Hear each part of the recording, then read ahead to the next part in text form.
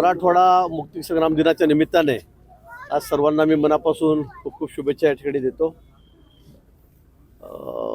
अनेक कार्यक्रम आज मराठवाड्यामध्ये या ठिकाणी आहेत. त्यातून 3-4 कार्यक्रम आम्ही या ठिकाणी जाणार आहे आणि आज विशेष करून स्वच्छता अभियान सर्व देशभर राबवलं जातं आहे.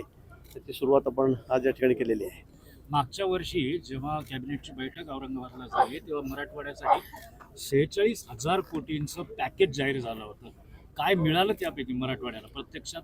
मला आज ते नक्की सांगता येणार नाही, पण शासन मराठवाड्याच्या विकासासाठी अग्रेसर आहे. त्यांनी पुढाकार घेतलेला आहे. मला वाटतं अनेक कामं, आता आपण सिंचनाची कामं मी माझ्या भाषणात ज्याचा उल्लेख केला ती या ठिकाणी हाती घेण्यात आलेली आहे.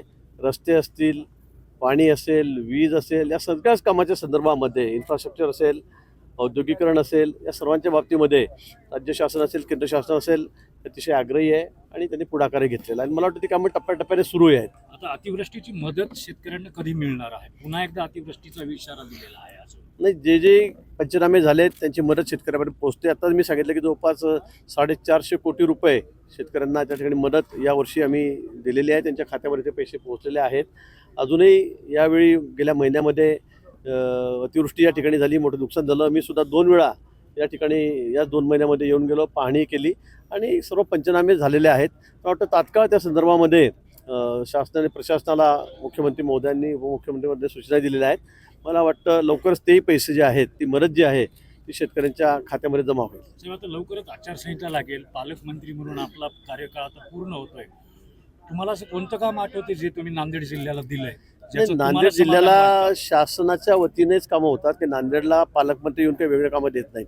जिल्हा नियोजन समितीच्या माध्यमातून जोही निधी असतो तो आमदारांच्या माध्यमातून, खासदारांच्या माध्यमातून, महापालिकेला त्याचा हिस्सा असतो तो त्या ठिकाणी दिला जातो आणि त्याचं नियोजन ठरलेलं आहे कुठल्या हेडला किती पैसे द्यायचे, काय द्यायचे. आणि म्हणून मी काही म्हणजे मुख्यमंत्र्यांना तो अधिकार निश्चित आहे की कुठे एखादा मोठी योजना असेल, मोठा निधी असेल, फंड तो त्यांना देता येतो. पण मला वाटतं जे DPDCच्या माध्यमातून आहे अतिशय योग्य नियोजन आम्ही या ठिकाणी केलं. आपण माझा कार्यकाळी 2 वर्षाचा बघितला असेल. इथे जी कामं प्रामुख्याने घ्यायची आहेत ती सर्व हाती घेण्यात आलेली आहेत. ज्यांना प्रायोरिटी द्यायची आहे त्यांना व्यक्ती दिलेली आहे. सर, मुख्यमंत्री पदाचा चेहरा भाजपातर्फे कोण असणार आहे? कारण महाराष्ट्रामध्ये एक बॅनर युद्ध सुरू झालंय. राष्ट्रवादी वेगळा दावा करते, शिंदे सेना वेगळा दावा करते, भाजप वेगळा दावा करते. कोण आहे चेहरा? मला वाटतं आपल्याला सर्वांना कल्पना आहे. आमच्याकडे चेहरा एकच आहे, तो म्हणजे माननीय देवेंद्रजी. जर भाजपचा मुख्यमंत्री असेल तर देवेंद्रजीच होतील. या उपरही पक्षश्रेष्ठींना सर्व अधिकार आहेत. आमच्याकडे आम्हाला काही अधिकार नाही. पण आमच्या मनातला मुख्यमंत्री राज्यात आहे भाजपचा असेल तर ते देवेंद्रजीच आहे. नांदेड जिल्ह्यामध्ये काही लोक साथ सोडणार आहेत अशी चर्चा आहे. मला नाही वाटत अशी कोणी सार्वजनिक सोडणार आहे. आपण चर्चा उपस्थित करताय. प्रताप पाटलांबद्दल काय मत आहे आपलं? काही नाही, प्रताप पाटील आमच्या सोबत आहेत, पक्षासोबतच आहेत आणि खंबीरपणे आहेत. आपल्याला निकाल दावा केलाय आता लोकसभेवर. काय राम पाटलांनी एक बैठक बघा, आता विधानसभेच्या निवडणुका समोर आहेत. दावा सगळेच करतील. एकेका जागेवर 5-5, 7-7 जण दावा करतायत. सगळीकडे महाराष्ट्रभर आहेत.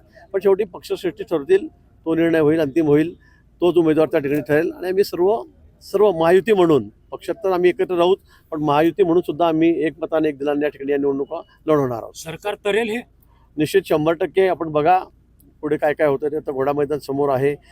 एक 15 दिवसामध्ये, मला वाटतं 15 ते 20 दिवसामध्ये आचारसंहिता लागेल आणि येणाऱ्या विधानसभेमध्ये मोठ्या मताधिक्याने महायुतीलाच समर्थन या ठिकाणी या राज्यामध्ये मिळेल आणि पुन्हा आमचा महायुतीचाच मुख्यमंत्री या राज्यामध्ये होईल.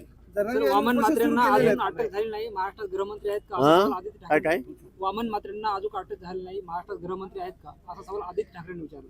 नाही, असं म्हणता येणार नाही. आहेत का नाही आहेत. मला वाटतं पोलीस आपलं काम करत आहे. त्याच्यावर त्या ठिकाणी पोलीस सर्वतोपरी प्रयत्न करत आहे. म्हणून कोणाला अटक झाली नाही झाली म्हणून गृहमंत्री आहेत की नाही, गृह खातं आहे की नाही, मला वाटतं हा विषय असा होऊ शकत नाही. त्यांच्या काळामध्ये अनेक लोक होते ज्यांना अटक झाली नाही किंवा ते लवकर मिळाले नाही, म्हणून असं म्हणता येणार नाही.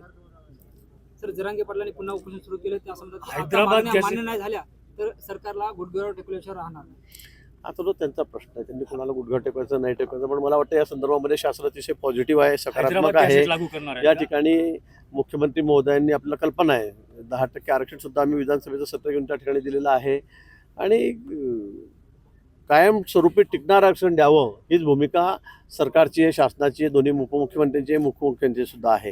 आणि म्हणून मला वाटतं मुख्यमंत्री महोदय स्वतः हा विषय आता हाताळत आहेत मला वाटतं निश्चित त्यातून मार्ग निघेल. SCBCचं आरक्षण कोर्टाने कंटिन्यू केल्यानंतरही ओबीसीतूनच आरक्षण द्या हा हट्टास कशासाठी असेल असं वाटतं तुम्हाला? आता ते जरांगे पाटील सांगू शकतात, तर ते मी सांगू नाही, शकणार पण नाही. तुमचं आकलन काय? ते माझं आकलन काही नाही आहे. मी तर सांगितलं की आम्हाला टिकणारं आरक्षण द्यायचं आहे, ज्यातून आमच्या मराठा समाजातील युवकांना जास्तीत जास्त फायदा होईल. हाच आमचा त्यामागचा उद्देश आहे. पण तो आता कोणाला काही वेगळं पाहिजे असेल तर आम्ही त्याला काही सांगू शकत नाही, बोलू शकत नाही. पंढरपुरात धनगर आरक्षणाच्या बैठकीत विष पिण्याचा प्रयत्न झाला. धनगर समाज बांधव आक्रमक झाले. मला वाटतं परवाही त्या संदर्भामध्ये माननीय मुख्यमंत्री माझी विस्तृत बैठक घेतली. मला थोडा यायला उशीर झाला ट्रॅफिकमुळे नाशिकहून, त्यामुळे मी त्या बैठकीला पोहोचू शकलो नाही. तर मी त्या बैठकीला अपेक्षित होतो, परंतु त्यातून सकारात्मक चर्चा झाली. धनगर बांधव जे आहेत त्यांचे समाधान त्यातून झालेलं आहे आणि त्यातूनही लवकरच मार्ग निघेल.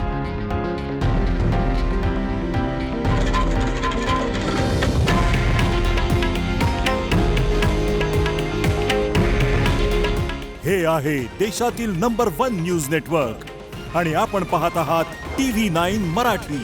काळजी तुमची, हित महाराष्ट्राचं.